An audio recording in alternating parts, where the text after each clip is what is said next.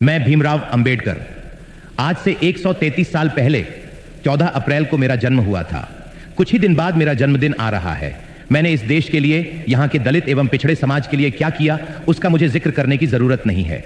पर एक बात से मेरा दिल दुखता है और वो मुझे आज कहना है।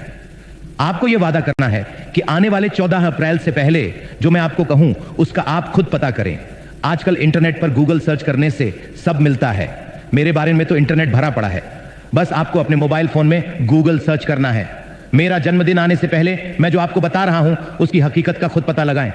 पहली बात, जब पूरे देश के सब बड़े लोग कांग्रेस पार्टी में होना अभिमान की बात मानते थे, तब भी मैं कांग्रेस पार्टी में नहीं रहा। दूसरी बात, मुझे आजाद भारत का पहला कानून मंत्री कांग्रेस में ना होते हुए भी इसलिए बनाया गया क्योंकि वो मेरी काबिलियत थी, क्योंकि उस टाइम देश का संविधान और दूसरे बहुत से कानून बन रहे थे। तीसरी बात, कानून मंत्री रहते हुए मुझे कांग्रेस के प्रधानमंत्री नेहरू और बाकी कांग्रेस के सभी लोगों ने हमेशा बेइज्जत किया, और इतना ज्यादा बेइज्जत किया कि आखिर में मुझे 1951 में इस्तीफा देना पड़ा। इस्तीफा देते समय मैंने इस्तीफा लेटर में सब डिटेल में लिखा कि मुझे कैसे कैसे बेइज्जत किया गया। उस लेटर के महत्वपूर्ण बिंदु ये हैं। पहला, मुझे कभी भी कोई महत्वपूर्ण पद कैबिनेट में जानबूझकर नहीं दिया गया और हमेशा साइडलाइन करके बेइज्जत महसूस कराया गया। दूसरा, नेहरू को दलितों की संरक्षण की बिल्कुल चिंता नहीं थी, बल्कि उसको मुसलमानों के संरक्षण में ज्यादा रुचि थी। तीसरा, नेहरू ने देश की विदेश नीति की वॉट लगा रखी थी। एक भी देश भारत के साथ नहीं खड़ा था, और कश्मीर के मुद्दे पर तो उसने और ज्यादा हालत खराब कर दी थी। चौथा, हिंदू कोड कानून भारत में समाज सुधार का एक बहुत बड़ा हथियार था और यह मेरे दिल के बहुत करीब था। इसको नेहरू ने कभी पास नहीं होने दिया। मैंने जितनी कोशिश की, नेहरू और कांग्रेस ने उतना ही ज्यादा रोड़ा अटकाया। इन सब बातों से परेशान और बेइज्जत होकर मुझे अंत में इस्तीफा देना पड़ा। आप इसका पता करो गूगल से। मेरा ओरिजिनल इस्तीफा लेटर कांग्रेस काल में रिकॉर्ड से गायब करवा दिया गया, परंतु आज सोशल मीडिया और इंटरनेट का जमाना है तो कुछ भी छुपाया नहीं जा सकता। इसलिए मेरे इस्तीफा लेटर की कॉपी इंटरनेट पर मिल जाती है।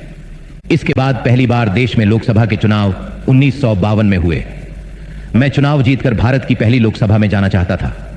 मैंने अपनी पार्टी से मुंबई से चुनाव लड़ा।